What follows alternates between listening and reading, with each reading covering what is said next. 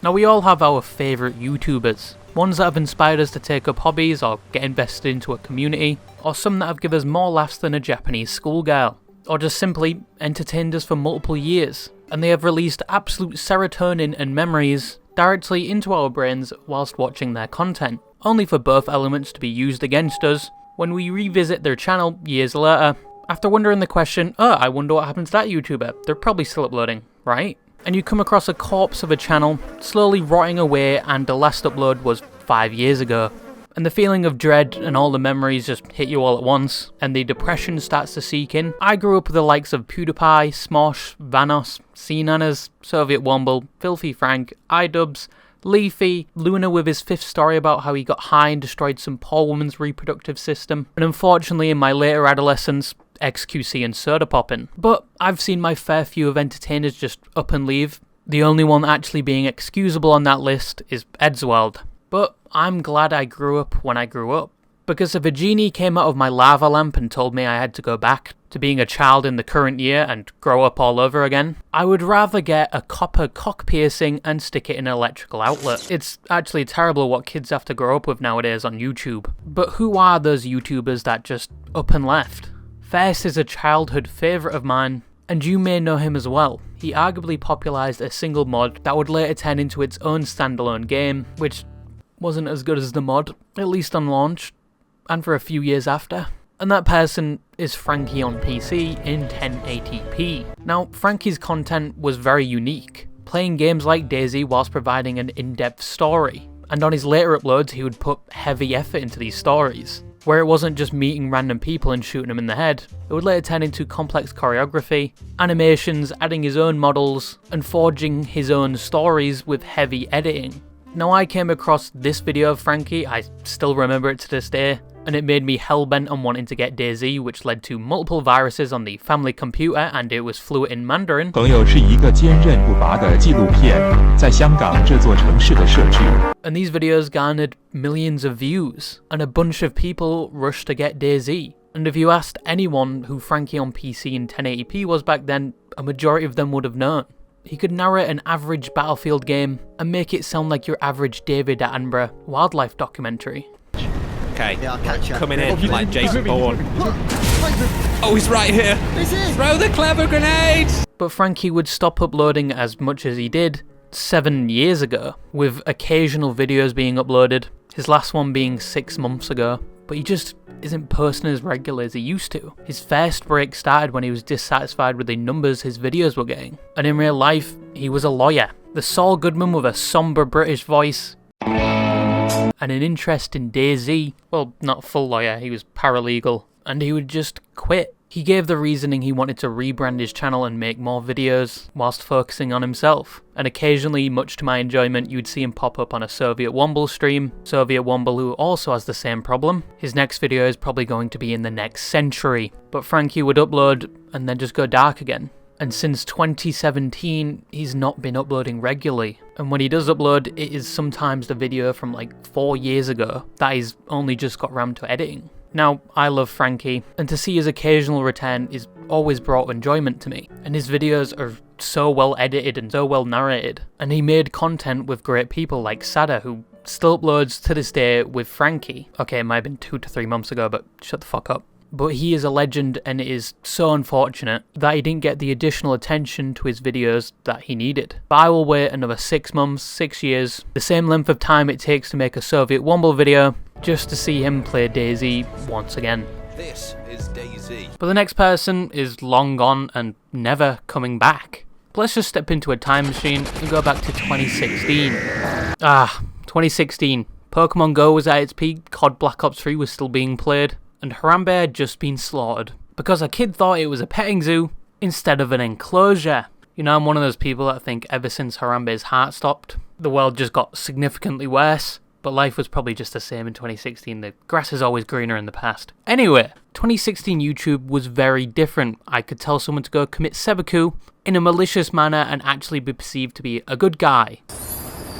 And YouTube would be semi-okay with it. The worst they could do is demonetize it. And some people could outright say slurs and all they would get is a demonetized video. Those years were considered the golden age of YouTube. There were so many personalities on one platform, unfiltered, and passionate about uploading anything they wanted and not worrying about YouTube's guidelines, as long as it wasn't overly sexual or someone getting beheaded. Even eating a dead rat on a YouTube video was content allowed, and firing a firework directly up your asshole into your esophagus was also allowed. But around this time, there was a golden boy, someone that stuck out far from the rest, and still to this day their videos withstand the test of time and are absolutely hilarious. Someone that is still used as a meme to this day, and that person is Filthyfrank. Boss, please give me the post. Now, if you don't know who Filthyfrank is, I don't think you've been on the internet. I believe you've been in North Korea a majority of your life, and have only just now escaped. Well done. But Frank, or George Miller if you want to get personal, would create multiple personas and characters and even have lore in his videos. But the most attractive thing about his channel was how unfiltered he was, and how vile his videos could be, and how funny they were. Your pet misbehaving? Now you can place your pet in a nice long sock. To this day, you will see people using clips of his videos, and it is still hilarious 6 years later, and you still have people commenting on his latest video telling him how much they miss him. Because not to give him a full liquid rim job, these videos were golden and so unique you don't find it anywhere else to this day. But Filthyfrank disappeared from the internet in late 2017, even though his peak from 2016 was still carrying on to that day. But the man behind all the personas, George Miller, just wasn't interested in it anymore, and from doing the Filthyfrank voice had damaged his vocal cords. Hearing his actual voice is like finding your prostate. You didn't know it was there, but it's pretty cool. To both you guys and the people watching the show, I have some news for all of you. But he would conclude Filthyfrank and all the lore in his last video, promoting his book, which also gave additional lore. And then he was gone, never to be seen as Filthyfrank ever again. But there was something interesting about Filthyfrank in general. He was very good at making music. And if you listen to the song Shut the Fuck Up for the first time, apart from the fact it was basically a meme and had some foul lyrics. Shut the fuck up. Stop being a fucking it was really good, and you'd see these throughout many of his videos. He would just randomly introduce a song. He would even release an album called Pink Season, which a majority of the songs were unserious and also a meme, but George had an interest for music early on in life, and this carried on to this channel. But his love for music was far greater than his love for comedy. And you can definitely see he had talent throughout his videos and his album Pink Season. And there is one song on that album that sticks out from the rest and forebodes his later change, and would set Filthyfrank as just a predecessor to what he would be. And that song is She's So Nice. The first part, completely foul and you should ignore it. The second part is George Miller. But she's so nice, but she's so nice. Friendly fucking nerd. But she's so nice, but she's so nice. It's actually nice. And those exact vocals would be used later on after he'd left Filthyfrank, and would return to the internet in 2018 with Slow Dancing in the Dark as Joji. Joji was an alias he went by previously, and he was making songs as Joji, but every time he tried to switch to Joji, people didn't take much notice, till he dropped Filthyfrank and wanted people to recognise him as Joji seriously, and Slow Dancing in the Dark was that reveal. Now, this wasn't met with entire praise, even though it is a good song. People saw this as him selling out, and they just wanted their old Filthyfrank back, because a majority of them probably were kids at the time. But Slow Dancing in the Dark was his first popular song, and not necessarily his debut as Joji, but his return to the internet without Frank. Now, Joji and Frank were very different, their appearance wildly different. Some people that were Joji fans didn't even know he was Filthyfrank, which led to some people finding out he was and trying to cancel him, which was just idiotic. He was not hiding it, he just moved on. And if I had to make a tier list of all the Joji songs, Gimme Love and Modus are probably at the top. Every other song above a C tier, but people were sad that Frank was gone, but Joji occasionally nods to his past self. Because a lot of Filthyfrank fans are now Joji fans and have supported him. He just grew up and changed at the right time. Either he had a glowing orb to tell him the future, or he saw it happening and changed. or it was just coincidental, because the YouTube landscape would not support his type of content going forward and would start cracking down on said things. Demonetization, strikes would happen to people that made this type of content, so he jumped ship at the right time to follow his love and interest. And Filthyfrank is a channel that is gathering up dust, but is still visited daily by people that miss him, but Filthyfrank is truly gone. Or is he? Now there are speculations and rumours he is sort of back, and never left his hand at comedy. Now it's very viscous turd water, and it's looser than you after a session of Dark Souls. Now George Miller or Joji is associated with something called Plump Corp, and their content somewhat mirrors what Filthyfrank used to do. A lot more tame though. I be homophobic. I blew his fucking brains out. And it is all very unhinged and funny, once again, like the Filthyfrank days. Now he hasn't directly said he's related to this or if he's directing it from the shadows, but maybe he's come back to this style of content and his comedy in his own way. Now Joji or George Miller changed from the 2016 days, but there was one person that notoriously didn't, and made the same content with the same theme, and like Filthyfrank had an unfiltered appeal to his content, to the point where they just didn't up and leave YouTube, they were banned from it. And that was leafyishere.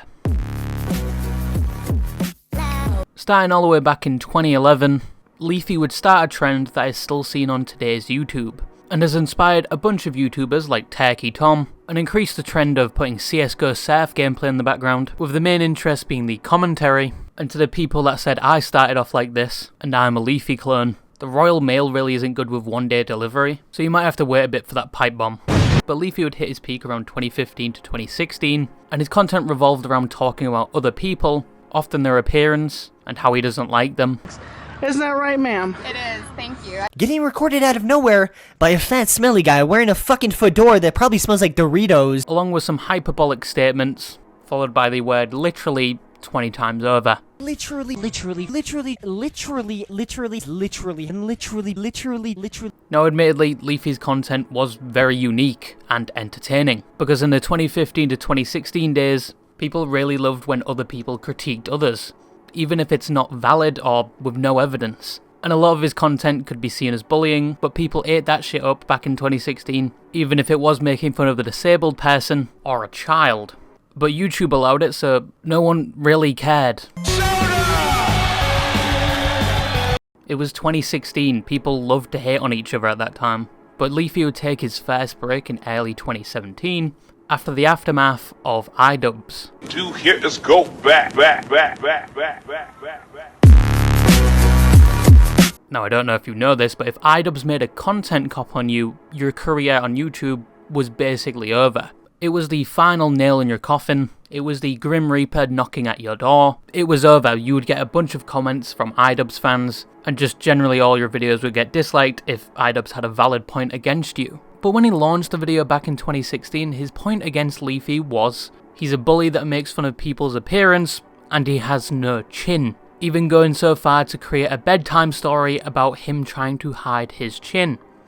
If anyone actually read this to their kids, well done. You're a terrible parent. Your kids are going to grow up sniffing powdered drywall. Now Leafy would attempt to rebuttal the claims against him by trying to make fun of the way iDubbbz looked, his usual line of comedy in these videos, and it failed pretty hard. He could not win against iDubbbz, and in early 2017 took a break, with people generally believing iDubbbz had won, and YouTube was no longer supporting his content on top of that. And the internet believed it was exonerated from a toxic bully that no longer fit in the YouTube algorithm. Now, time would pass and people would forget about Leafy, and the genre of content he brought was technically dying. Once again, YouTube would crack down on this type of content, meaning you was either demonetized or the video would get taken down if you tried to replicate it. YouTube was generally pushing to be more family friendly. But in 2020, all hell would break loose, not just because of COVID, but iDubbbz would announce he would support his girlfriend starting an OnlyFans. Now there were two arguments for this. The not so popular opinion of why do we care? This is not our girlfriend, we do not need to be involved in his business.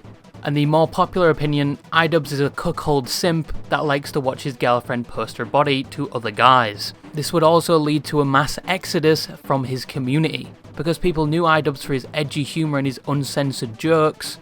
The fact he was supporting this people just didn't seem to respect him anymore.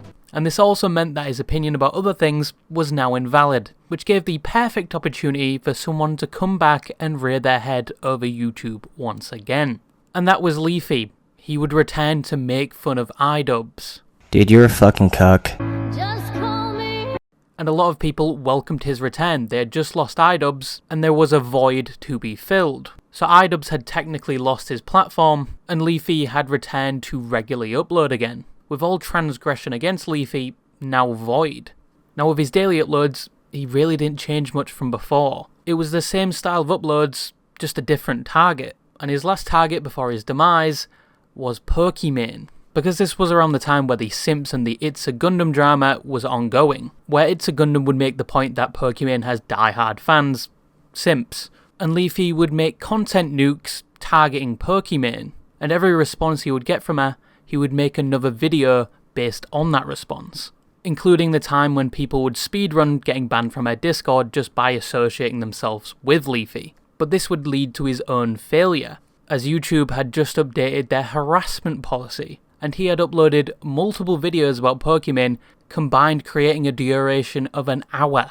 Now to put that into perspective, I only made a 37-minute video about Pokimane, so I'm not on the levels of Leafy here, but this would lead to Leafy's indefinite ban and all his videos being taken down. And people rioted on this decision, many believing because he was only making videos on Pokimane, YouTube wanted to defend her. And this in turn would just lead to more harassment towards Pokimane. But Leafy was gone once again, and would later get banned from Twitter and then Twitch, and then later unbanned from Twitter when Elon took over. But he did not change, he got worse. On Twitter he would target those who were trans and go after iDubbbz, citing that he has changed a lot and therefore is a worse version of himself. And people would make the comment that Leafy has also changed to the point where he isn't cute anymore or something, I don't fucking know. And quite recently, Leafy would be banned once again off Twitter. Now, he still has a presence on the Rumble platform, which is basically like YouTube, but he is definitely not going to be welcome back on YouTube. And in conclusion, initially his content was very entertaining, but it didn't change or evolve. It was just the same thing every time, and even when he came back, it was the same thing. And nowadays, YouTube has a distaste for this type of content. But Leafy will always be known for his impact on the golden days of YouTube. Now these were some examples of YouTubers that have disappeared or been banned, most of them from the golden age of YouTube, and they all had their impact on the YouTube platform. And they are gone, probably never to return. But there's no need to be disheartened, there's probably like 10 other YouTube channels doing exactly what they do. There was even a person that tried to replicate Filthyfrank to an exact degree, but they all did entertain us. And it is always going to be sad when a YouTuber leaves or just stops uploading. But anyway, bye-bye.